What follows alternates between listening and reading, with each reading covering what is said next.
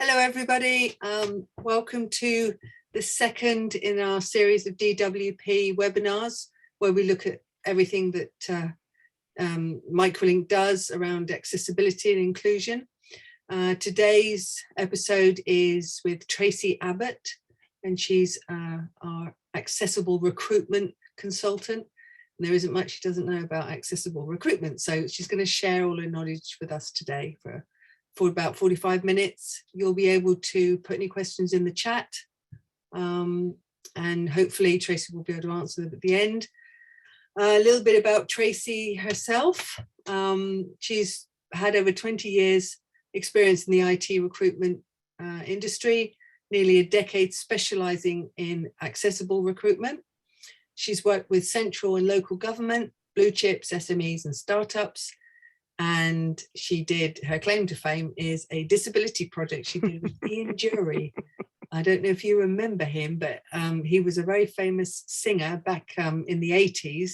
And I think he had polio. Is that right, Tracy? Yeah, he did. He did, yeah. And I don't know, for those of you who are more Tracy and myself's age, it was, hit me with your rhythm stick. I don't know if you remember that song, but that was a very, very famous song. I know all the words to that song, which I would sing it, but I won't bore you. So I'm going to hand over to Tracy. Just to let you know, we've also got captioning by Interact Streamer, so you can turn that on and see the live captioning. And that's it. So handing you over to Tracy Abbott, and take it away, Tracy. Thank you. Anna, thank you so much. I have to say, you did actually miss a treat. Listening to Anna yesterday singing most of that song was one of my highlights of the year so far. I didn't know all the words.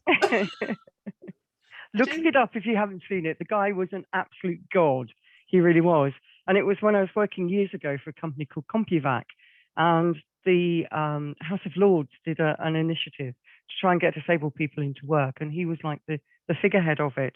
And we finished up. That was the first time I ever went to the House of Lords. But over the years, I mean, the whole disability confident journey started for me when my mum was actually about 53. She had to retire from full-time work because she got arthritis in her shoulder, in her left shoulder, and she was left-handed and she couldn't write. And in those days, assistive technology just didn't really exist. And she was a bookkeeper, so she could no longer do her job. And the job centre at the time, I mean, they were archaic. I mean, they were obviously a whole lot better now, but they weren't able to suggest an alternative career for her. So she left work as a single mum, supporting me and my brother. And it was really tough. And it's touched me all of my life, that what we actually do at Microlink, what I do is the recruitment side, but as a business, what we do is we level the playing field for everybody. So that could be people with disabilities, it could be Black people, it could be Jewish people, it could be non-binary. It doesn't matter. What we're talking about today, specifically with recruitment, is how you remove the barriers so that a diverse range of individuals can apply with ease. Bearing in mind with all of this, the people that you want to get through your door have to be able to do the job. What we're trying to encourage you to do is to make the door a little bit wider so that people in wheelchairs can get through. And if they can get through, then everybody else will be able to get through just that little bit easier. So it's not about dumbing anything down. It's not about suddenly, hiring 5,000 disabled people. It's about making your whole process as barrier-free as you possibly can. So we're going to have a look at your application process. How easy is it to apply? We look at the interview process. Do you have different processes for different individuals coming through with different needs? How are you recording if somebody tells you if they have a disability or a long-term health condition? And then finally, we will have a look after about 30 odd minutes, we'll have a look at onboarding, because after you've got the front end of this piece of work done and done well, it would be a real shame to fall at the final hurdle. And the final hurdle is the onboarding. I was talking to a client the other day, and they take great pride in hiring a lot of neurodivergent, which is quite the catchphrase these days, individuals into their business. But what they hadn't taken into account is the overwhelming nature from a sensory perception, of people on the spectrum that are actually going to come into a room with possibly 200 or 300 other people, all talking at once, all clamoring for attention. So there's a lot that you can do. There's a lot that we can help you with. And the great news is that this really doesn't cost a lot of money at all to get right. We've got the shortage of about 1.4 million empty roles currently. We've got 80,000 odd people, Anna was telling me the other day, that are being sacked from the NHS. So, you know, there's going to be crossover, and a lot of the people that leave will have long-term health conditions. And there's a lot going on, which means that you need to be a lot more clever about how you recruit and how you get people on board, and are able to say to people, do you know what, we can change the process for you. We're not that inflexible. Now, I've got a hand up here. I don't know whether that's NASA's background or he genuinely wanted to ask a question. Do we know, Anna? No, Oh. no, I'm sorry. That's not. Well, actually, I did. I didn't want it to interrupt your flow, but we've had a couple of people in the chat ask if we can do visual description, and that's completely my error, because we were so excited to do this, Tracy, we forgot to describe ourselves. So, I mean, I'm not that important. You go first. Yeah, I'm not that important. But anyway, I'm the marketing manager. I'm in my mid-50s. I wear glasses. I've got blonde hair. I'm wearing a green dress, and I'm against a blue background with the word Microlink, our logo, on the back. So that's me. But I'm going to disappear because Tracy's the star of this show. Thank you, Anna. And where possible, if you can just do an audio description, if there's anything that you're going to show us or whatever. For sure. That's my bad. Apologies for that. Yeah, and mine. I'm a white female, and I'm not telling you how old I am because I lie so often about it, I can't actually remember. I'm wearing a pink top. I have long pinky red hair, bright red lipstick, and I'm wearing glasses. I'm sat in front of a large bookcase in my conservatory with a selection of books on antiques and the like. Sorry, I've tried to cover up some of the interesting titles so it doesn't distract you. But it was just the most comfortable place for me to talk to you because it's lovely, light and bright. So if we move on from the onboarding conversation, to give you a little bit more context, we have at Microlink been making adjustments for students initially through the DSA, Disabled Student Allowance, and latterly for your colleagues, work colleagues, and for clients.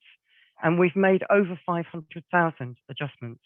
So we really do know what to do, how to make it not only cost effective, but cost neutral, because with a lot of the adjustments that we recommend, what we're doing is actually saving your colleagues from leaving the business, losing that IP, replacing them, paying sick pay, paying out pensions, etc., with a timely intervention. So any of the products or services that we offer, there will be links to that at the end of the conversation. And certainly next Tuesday, I will be having an open clinic where you can ask me anything and everything that you would like to know. And I will do my best to answer it. I would also like to introduce you to some of our software partners, one in particular that I'm loving working with, which is Welcome, which is well-co.me, which some of you might be familiar with, but it enables your customer service in your business to welcome disabled candidates in a really inclusive, fabulous fashion that will set the day for that person coming in for an interview. It will really set you apart from other people. So there'll be companies like that. I'll be talking a little bit about where you can find different talent, because people talk about a hidden talent pool, and it will be interesting to see whether you view it as fact or a myth.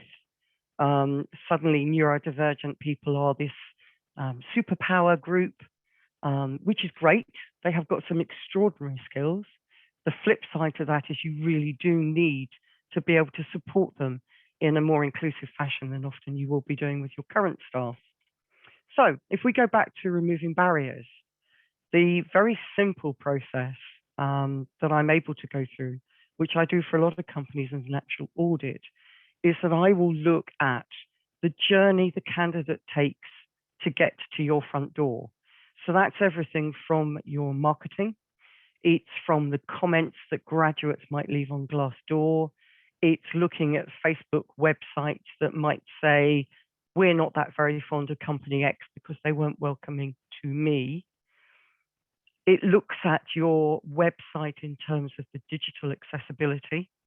So can they actually get onto your website? Can they actually apply?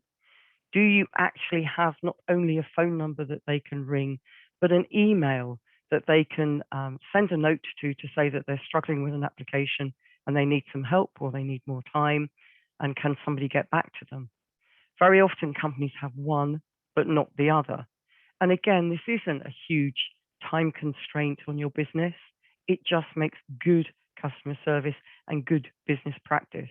And also, if you want these people, you're going to have to be a lot more inclusive to get them attracted to your business.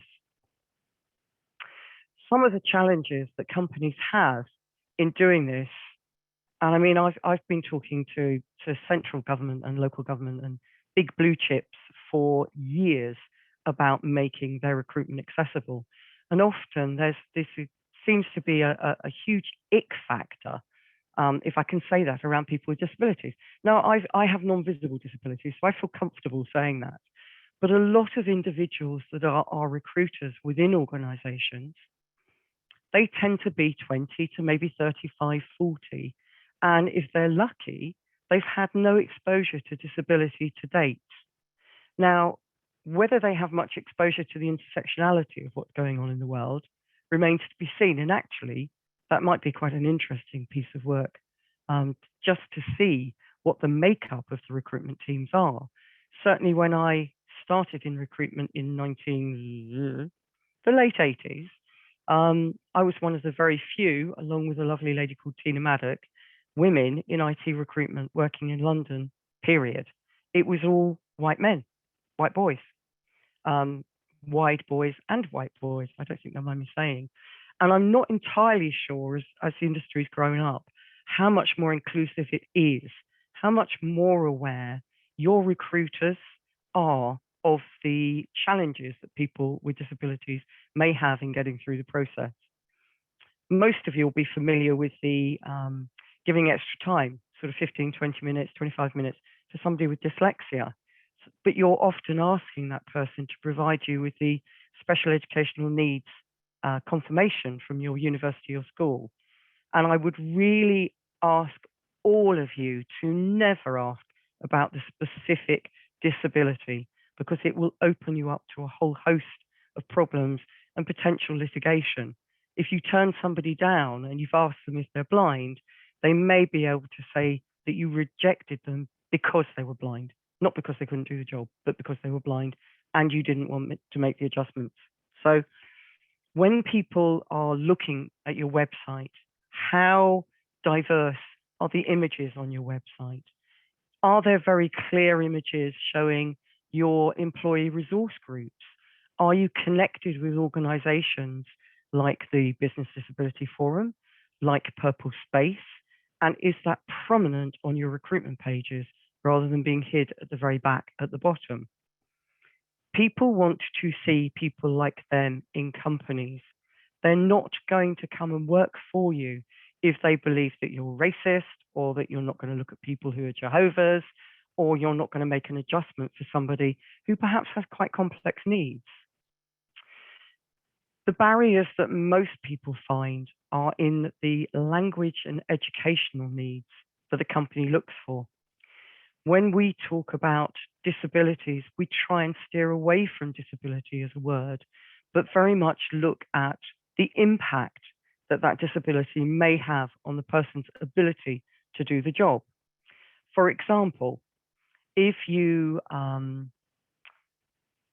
don't know, you had short limbs, or you had an actual problem using a keyboard, but you had a voice and you could use voice to text, as I'm using here with Streamer, it would take away the barrier if somebody said I had to type 45 words a minute and produce 50 documents a day in a very timely fashion. If I can speech to text those actual documents, surely that gets the job done just as well as somebody who's going to be typing it. So what we're looking at here in very simple terms is removing anything that prevents somebody from doing a job well. And that's part of the recruitment process. So not only do you have to look at how they're looking at your ads, how do they apply for the job? Very often I will see that people will be looking at a role, sending a CV or uploading a CV if they have one, and then they will be asked to enter the same answers all over again onto a different form. This is not only time consuming, but for a lot of individuals who may be using a job coach, it really goes beyond what the job coach is able to help them with. And it forms a barrier all of itself. So having that phone number where people can contact you and ask you for help, having that email for people who maybe have hearing impairments to actually email you to ask for help is really useful. Reaching out to different individuals to actually make sure that your recruitment is genuinely diverse and varied and will support your businesses going forward means that you need to be building relationships with the likes of the charities, organizations like Maximus, that was Remploy. Remploy still exists, but it's a different stream. Looking at companies like Leonard Cheshire, looking at Shore Trust, Mind, Solent Mind, different specialist charities such as Employment Autism, for example, or Care Trade that deals specifically with people on the spectrum, is always a good idea. Start building the relationships and let them help and advise and train your recruiters in how to work with individuals with disabilities. Now, I'm sure we're all aware that disability is an asymmetric issue within the law. You can do positive action to say that you are looking for disabled people. So you can, for example, we've got a couple of very, very fine large financial companies that are working on recruiting 10 disabled people within a 3-month period to go through the whole process, to try it out, to suck it and see. And actually, it's a great idea because often you learn more from the mistakes that are made, and they will be made, than you do from the successes. So it's a really good idea to start small, to work in partnership with an organization, to have your recruiters trained and your line managers trained and willing, more importantly, to accept and understand these individuals will be coming through if they have the talent. And I can't stress that enough, it's so important. So you've got these individuals in front of you, they've replied to an ad, they like the look of the ad, they believe that they can do the job with some adjustments. The next sort of barrier is often the education. Now, poverty, lack of higher education or further education often goes hand in hand with a family that has a disabled child. Often one of the parents will have to be stay at home as a carer, and the child doesn't have the same access to education as a non-disabled child would have.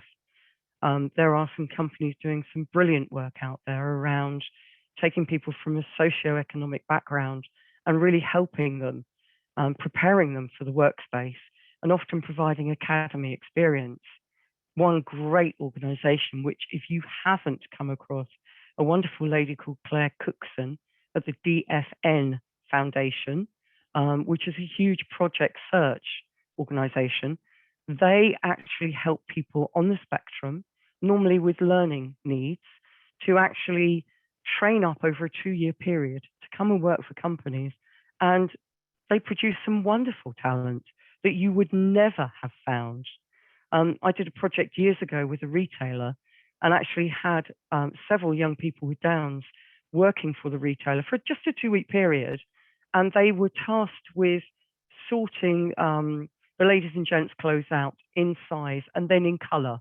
And they were so pedantic about it that this very well-known retail store that was very similar to a jumble sale environment actually made more money on the bottom line in the 2 weeks that they had this resource, because everybody that went into the store could go to this, I was going to say 12, I'm not a 12, but you know what I mean, go to the size 12 and instantly pick out what they liked and knew that it would be a size 12. Fabulous. I mean, it's things like that that I want to encourage you guys to do. But to really get it right, you need to make sure that your recruitment is in place. You don't have to be afraid of any of this, by the way, because I know there is a lot of fear about perhaps getting it wrong. But if there's some really quick tips, it's ask a local charity that deals with people with disabilities to have a quick look at your website. Ask your neighbour's child, ask your nephew, your niece that might have a disability, what their views are. There's a really clear saying within disabled circles that is nothing about us without us. If you develop a system that you think will work without the input of the people that you are looking to attract, you may well not succeed. And that would be a shame, because often if it does go wrong, senior execs in an organization will be turned off by the experience and not want to give it another go. And that's what we kind of want to avoid. So you've designed your system. You've looked at what might stop somebody from coming forward. And a really good indicator of that is looking at your applicant tracking systems. Now, I know not all of you will have them. Some companies will have a shared applicant tracking system. I can just see we have the lovely Coral asking a question on there. A lot of the services and the councils will actually share an applicant tracking system. And it's great for buying power, it really is.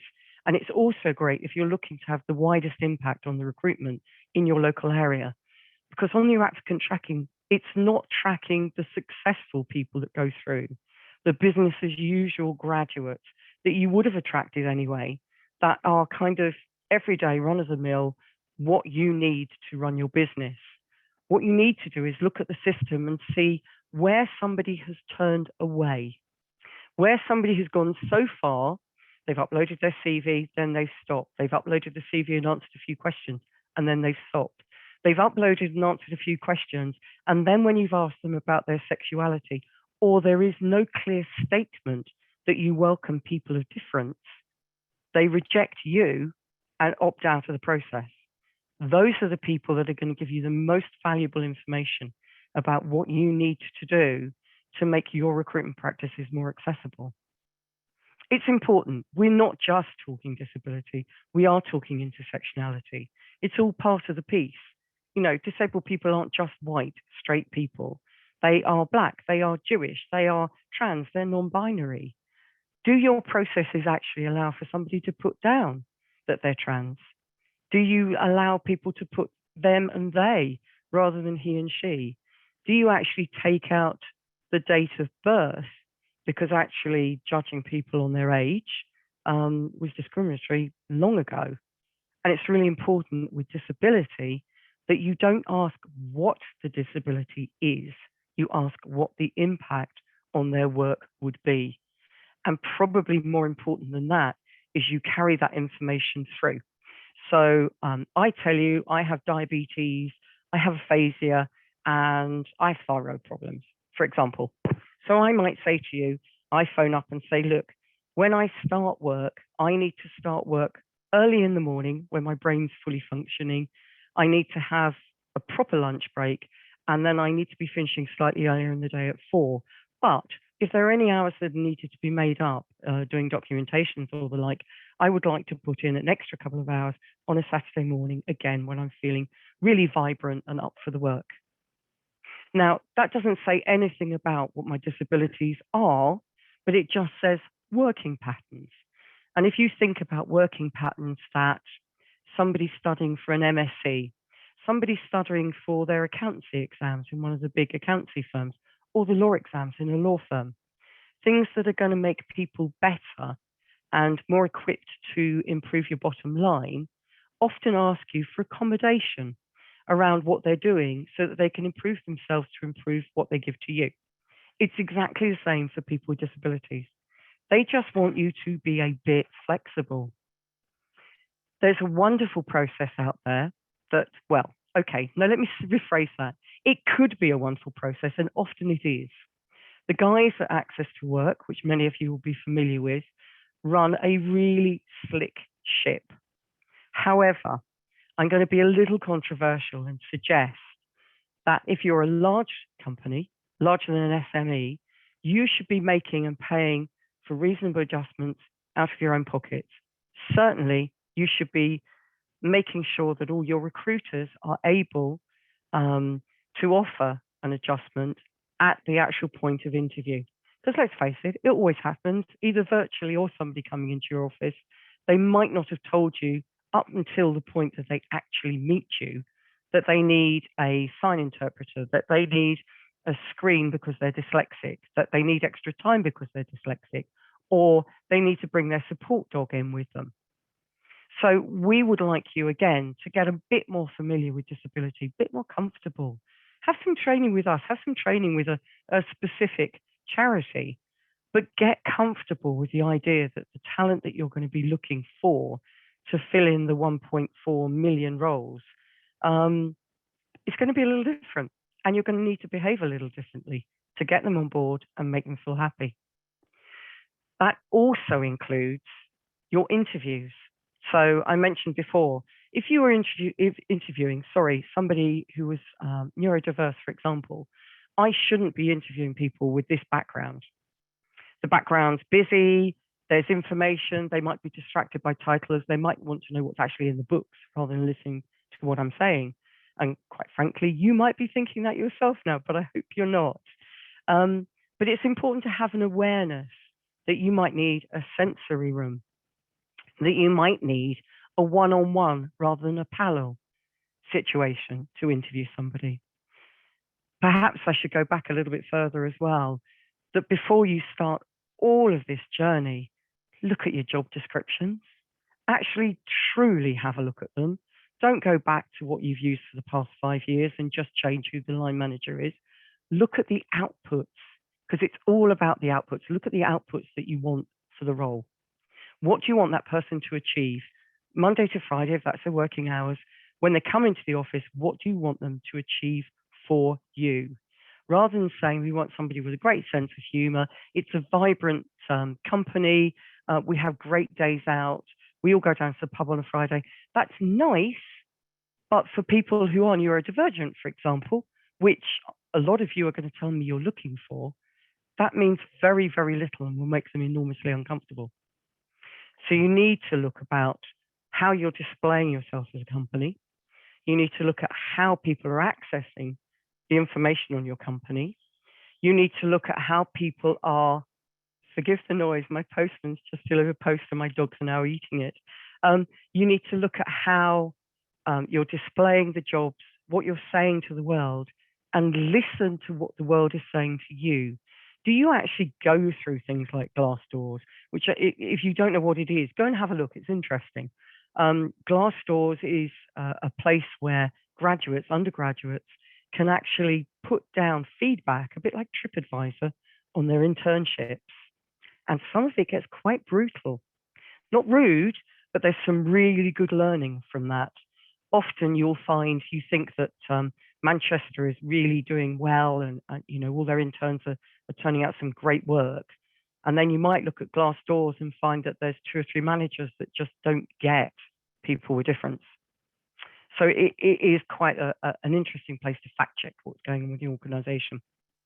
So you're looking at your job application system, you're looking at how people contact you and giving them a myriad of ways of contacting you, and make sure that somebody can come back to them with an answer, please.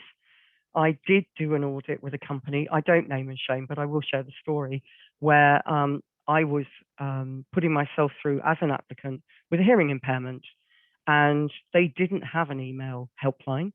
So I phoned up the actual telephone number that they left and explained that I had a hearing impairment, what adjustments could they do for me as I was struggling. And the lady at the other end very politely told me that they wouldn't possibly deal with somebody who was deaf. They wouldn't want to employ me, and put the phone down. So these things are actually happening. These are happening in your companies right now. I hope it's not like that anymore, but I think I'd be a fool if I was to say that it wasn't happening, because it happens all the time. So your job application process, how easy is it? How good are you at telling the story about why you're reaching out to these individuals? What's in it for them? You know, we no longer come cap in hand to companies and expect a job for life. You need to be attractive to people. They need to see that they could have a career.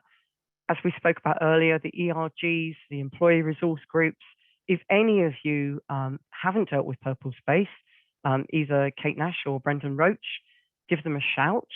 They do wonderful work on a global basis, which is enormously helpful for big companies, looking at how they support colleagues within a business.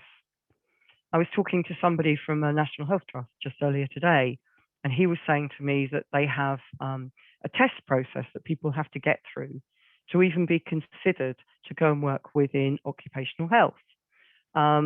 This person was on the spectrum. They got every single question correct, but because this company was using AI to measure, they didn't use enough words. They were too succinct and so failed the test. Now, that's a really sort of classic example of where companies have moved into the AI space, thinking it will save them time and money.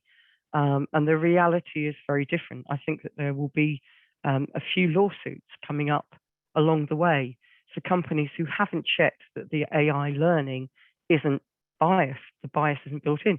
Obviously, the people who develop it have to be bias free and check that, or the machine just learns the biases from them. So for this particular lady within the National Health Trust, they did have an ERG. They were able to intervene. They were able to sit down and look and check that every single answer had been correct. And that this person, far from being the failure that the AI said they were a cracking candidate, and they were able to recruit and support and take that person on. Now, that's a good news story, and I hear them all the time, far more than I hear the bad news stories, which is wonderful. But I want all of you, as kind of thinking about what I'm talking about today, to actually get your senior stakeholders to buy into this. If you have a C-level HR director, fantastic. If you don't, it might be the finance director. Because let's face it, this is a huge cost implication if you get it wrong. Recruitment and replacing people and retention of staff is probably one of the biggest expenses a business will have over everything. And again, one of the things that we would like to talk to you about, and in future webinars we will talk to you about, is the retention of staff and how we can help you keep them once you've taken all the effort to actually find them. So as we're saying about with interviews, when you're looking at individuals, and we are talking individuals here, there are some great AI tools, one of whom, if you haven't seen them, My Interview is one of the very, very few I've seen that is fabulous. It doesn't look for the intonation of the words, so it won't judge on the color of anybody's skin, on the way that they speak, on the patois if they come from abroad. It's really important that you get this right if you are going to go down the AI route. For some individuals, it's a wonderful tool to get them to give you a video interview rather than a face-to-face interview. A lot of people are on the spectrum. If you say, where are you going to be in 5 years' time? It has no meaning to them. So why ask the question? Can they do the job? Can they deliver the output that you are looking for that role with help and support? Don't forget, sorry, I was talking about access to work and then went off. Anybody who knows me knows that I will meander all over the place. Access to work can work really, really well. If you've got a high cost that you need supported by the government, they are best place to help you. So if you need a signer, if you need an interpreter, if you need a job coach, they are fabulous. Even if you need something as expensive as a new lift put in, I've known them contribute to that as well. If, however, you're looking at employing Doris from down the road or me, all I actually need is Dragon. And that's an adjustment that you would make for anybody within your business. So buy the license, make it freely available to people, and it's only going to cost you a few £100s. Whereas if you do go through access to work, and don't get me wrong, they are brilliant at what they do, but if you're going to just go through for a small cost, it's far, far cheaper for you just to pay for that in the first place. So it's getting on board senior people within the organization, because again, most of what we're talking about here isn't about cost. It's about saving the cost of getting it wrong. And it's about saving individuals by retaining them and actually supporting them in the business properly. So the onboarding part that I mentioned before about getting it right, I know with COVID, things have changed quite considerably. A lot more is done virtually. But be aware if somebody is on the spectrum, for example, or somebody has a hearing impairment, sight impairment, mobility impairment, if it's face-to-face, that you need to be carrying through the adjustments that they asked for in the very first instance, right the way through to onboarding. And then what we would like you to do, obviously, is to engage with Microlink as the best in the business, as the best in Europe, and now working on global, to actually do the workplace adjustments for when they start with you. So from day one, they come in, they have an adjustable desk, they have Dragon, they have their support worker, they have their footstool, whatever it might be. They have their overlay turquoise screen so they can see better if they're dyslexic. But you don't record the disability. I can't stress it enough, but always record the adjustments, because there's nothing guaranteed to pee them off more, anybody off, excuse me, is if they say, well, you made the adjustment for me last time, why haven't you done it this time? Did you not care enough to follow through? And this is really where you're showing the kindness that you would for anybody. And I'd say to you, if nothing has fallen off you yet, and I hope it doesn't, but over the age of 50, age-related disability is huge. So think, if you're a young recruiter, you might not have had any exposure. I had my mother, I mentioned earlier, but I had no other exposure to it. It wasn't until I got involved in a car crash in my 40s, and it was quite a bad one, that I acquired a few disabilities. And then trying to explain the gap to companies as to, you know, I was in hospital, I was rehabilitating, I actually lost a lot of my confidence, etc., etc. Really, really difficult. We need to be slightly more kind and a lot more open to individuals coming to you and telling you what in their life. So can you, as a couple of takeaways, because I've been talking for 40 minutes, I'm sure you're a little fed up with it now, but a couple of takeaways. Can you always ask people on your website, really loud and proud, we employ people of difference. If you need an adjustment made because of your age, your race, your sexuality, your religion, or your disability, please let us know. If you have a long-term health condition, please let us know. We will do everything that we can to make you comfortable. Please, guys, have a look at Welcome, that's wel.co-, let me do that one again. wel-co.me.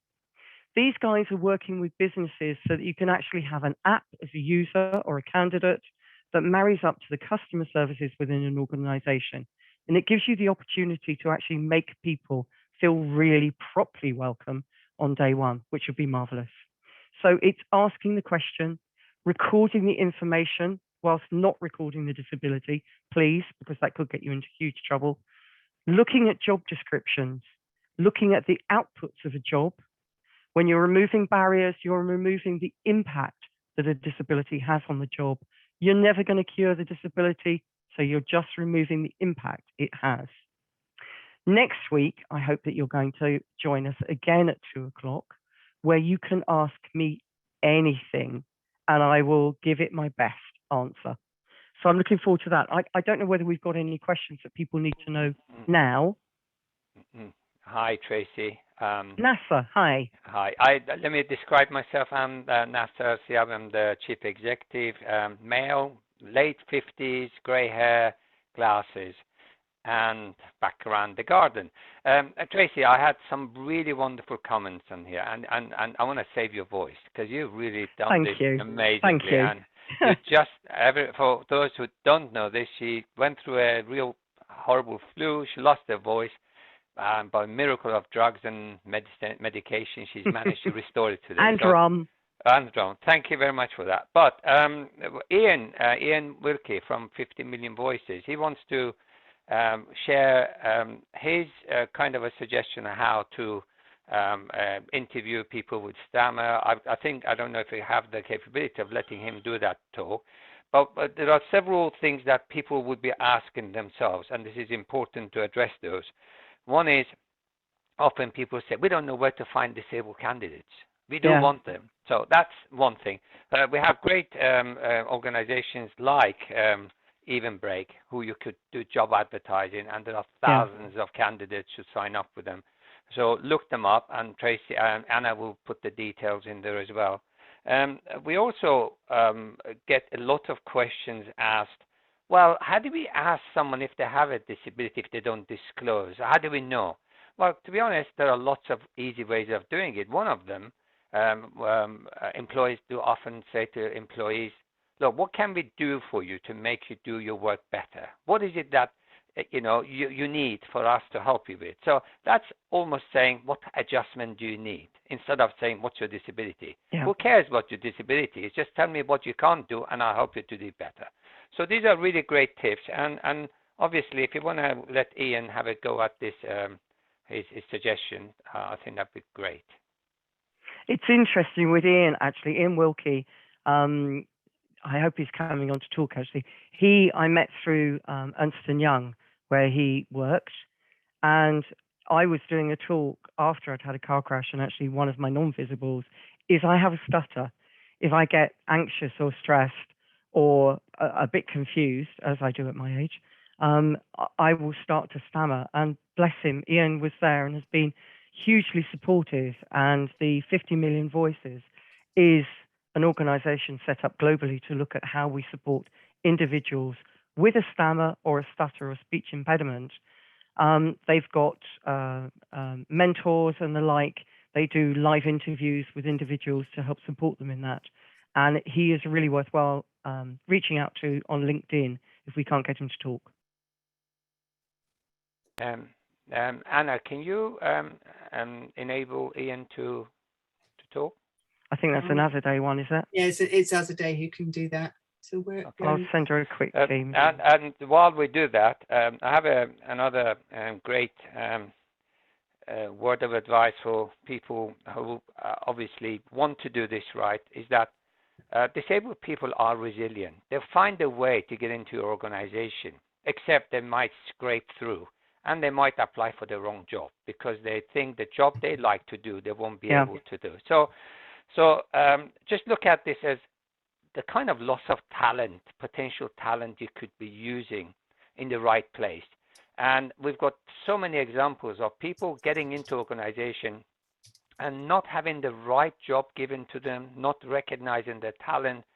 They survive, but they cause all sorts of problem for themselves and the people around them. So give me a minute. I am trying to allow her to talk. Sorry. Okay.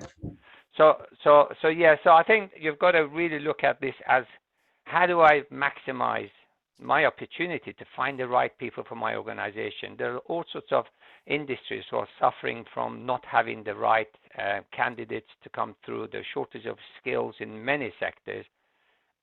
But the candidates, the talented candidates are out there, just need the opportunity, and you've got to really make it easy for them to come to you. Are we there with Ian? I think if I can just quickly interject with that, when we're talking about these individuals coming to you, we're not talking about Doris and Phil and Michael that have never worked, that really aren't able to work or do a full-time job. We're talking about talent. We're talking about people who are going to make a difference to your bottom line. And it's really important that you understand that we're not talking bleeding hearts, we're talking business. I do have a few questions. Yeah, question away. Well, I mean, not mine. Oh, here he is. Gathering from Mr. the chat. Oh, Wilkie. Ian's here. Okay, so maybe after Ian's spoken. Cool. Hi, Ian. Welcome, Ian. Hi, everybody. We can hear you. Can you hear me? Yeah, great. Yes. Thanks so much for the opportunity. I hadn't expected to be talking on this. So all I wanted to say was, you founded 50 Million Voices 3 years ago, and we're really focused on helping people who stutter, stammer, the same thing, get into work and be successful in work. And really, only 1% of adults stutter. So it's all about helping the 99% who don't stutter, the allies and employers, to become more educated, more confident about attracting and recruiting and developing people who stammer. So we're very focused on helping employers understand more about stammering, We've got a new website coming out, hopefully next week. Our current one's been our temporary website for a while now, but I will put the link, it'll be the same link next week in the chat. But very excitingly, we run free practice interview events for people who stutter, stammer, and for people who want to become more confident and expert at interviewing candidates who stutter. And our next event will be in May. We haven't announced the date yet, but and so if you'd like to sign up to that, we'll be launching that in March, and really gives you an opportunity to become, as I say, educated, much more confident about interviewing candidates who stutter. And we've run 4 of them so far, and we're absolutely bowled over by how successful they've been, particularly actually the feedback from the interviewers who don't stutter. I think I've just learned so much about paying attention, listening skills. So please have a look on the website after next week or even this week. And if you're interested in getting some free interview practice, then please sign up for our event, which will be in May this year. Thank you. Wonderful. Good to hear you, Ian. Thank you so much, Tracy and Nasser, and Anna as well. Thank you. Yeah, you're welcome. Thank you, Ian. I will be putting everything in a resource page along with the recording and transcript and sending it out to everybody. I have to say the chat's been on fire, Tracy, and definitely keeping me on my toes. And I haven't I've got a few things that people have commented on or asked questions about. Okay. So we have Shrina Sumara. Is it worth advertising the intersectionality of our recruitment team? Absolutely. Absolutely. You want to reflect the community that you want to attract. So yeah, great. Absolutely. So if you want better, be better, right? Yeah, so totally. Do what you walk your walk. And we have Nima Limo, I think that's how you pronounce the surname. Even asking the year they graduated on an application form or asked verbally in an interview is an indirect way of establishing their age. Yeah. So there are other ways to say things other than just boom. How old are you? And quite frankly, if you look on LinkedIn at my profile, you'll see that I've obfuscated all of that because I don't want you to know how old I am. Who cares? Oh yes, absolutely. You don't care, do you, Nasser? No, I don't think anybody else cares either. One thing we have learned, many disabled people, especially those with hidden disabilities, don't even realize they're disabled. Dyslexia is one of them. Yeah. So when they do come to an interview and they struggle, they just think, well, I've never been good at spelling, or my short-term memory has always been poor. I mean, just imagine those two deficits could actually mean this person who could do fantastic creative work for you could be just lost. So it's not about... It's really exciting. Yeah, getting it right is exciting. Absolutely. And it's all about, as Tracy said, what is the impact of different conditions on human ability to do a function? Once you understand those basic principles, then you'll be able to ask your questions in a way to really find out who is able to do that job. And you don't even need to mention disability. Many people mentioned, I don't want to mention I'm disabled because by that I'm giving away something that might discriminate against me.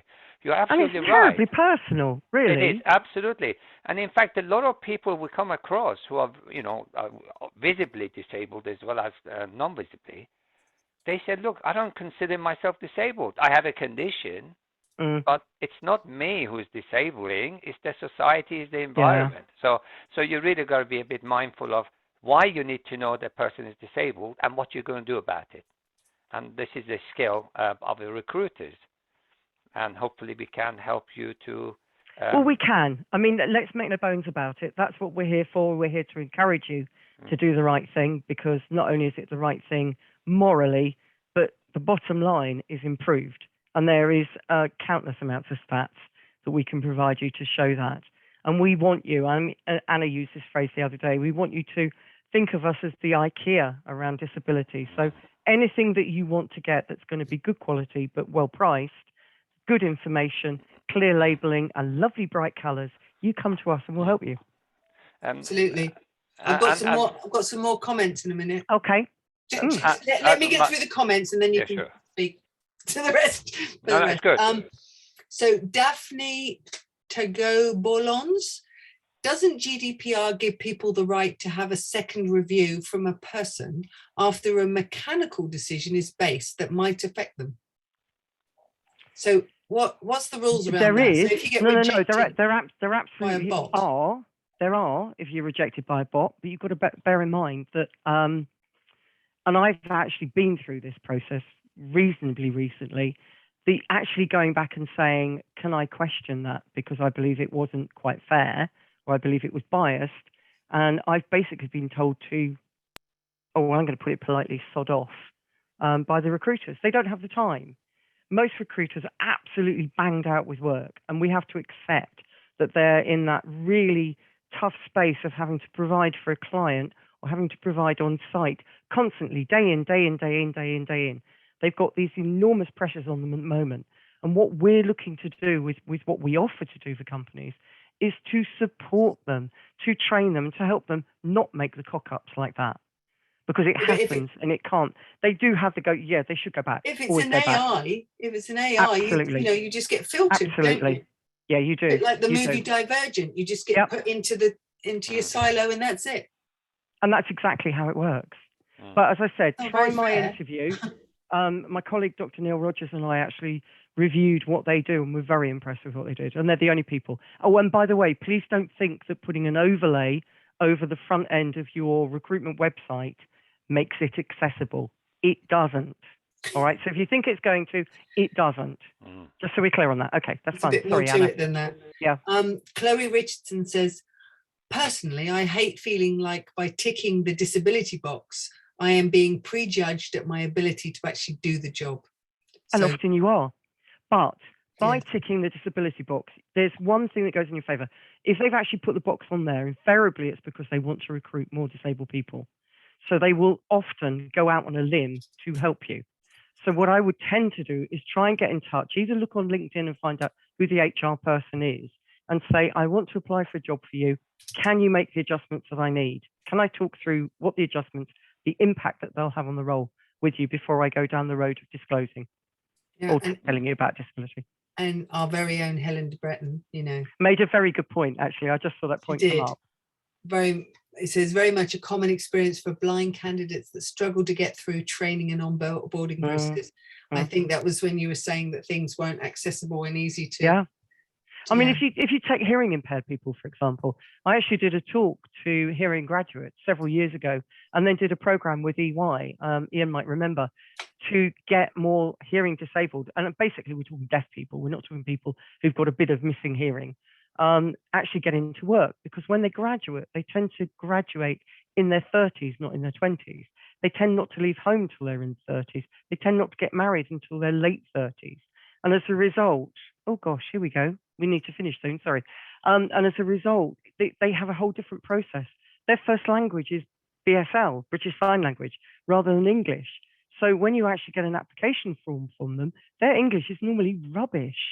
Yeah. But that's because they don't use it every day, and they will actually talk to you in a very more factual process. But you need to be aware of that if you're going to recruit them. David Smith, he's been quite active on the chat. Lots of strong things, but he says one great piece of advice is we have a site-wide license for Read Write Gold, as this benefits everyone, not just those with dyslexia. So absolutely, I'm not sure where David works.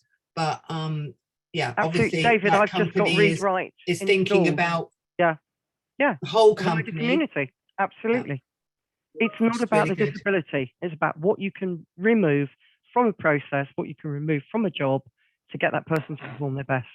Yeah, Tara Flood. Surely it isn't about just kindness. Oh, it's TVP, a legal you requirement. Guys rock, actually. TVP. Sorry? They've done loads and loads of work with Business Disability Forum.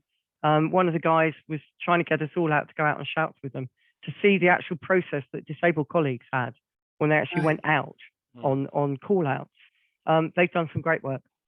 Right. So anyway, Tara just says, it's not kindness. It's a legal requirement under the Equality Act of 2010. Absolutely. To make reasonable adjustments. Hallelujah. Well, absolutely. I think if you're a hard-nosed businessman, it is a extremely smart thing to do because it's very good for your bottom line. Yeah. So you are getting a lot more out of your workforce. You're keeping them, which means you don't have to recruit. So there's a host of other benefits to have a good recruitment and retention in your organization. So it's no longer about being kind. It's actually being smart.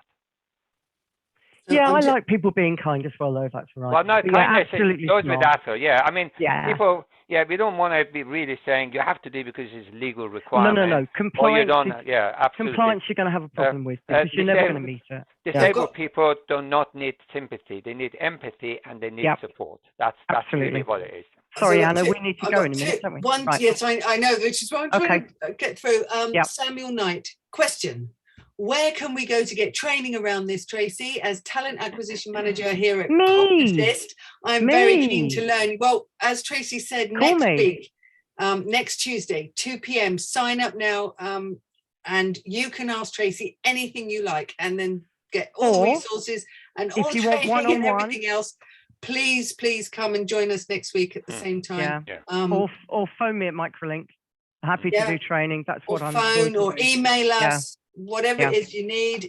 Is there anything else? With something from Mark Howard, a question for Tracy: should organisations be moving to having functional job descriptions and define the physical and mental demands of a job in a workplace?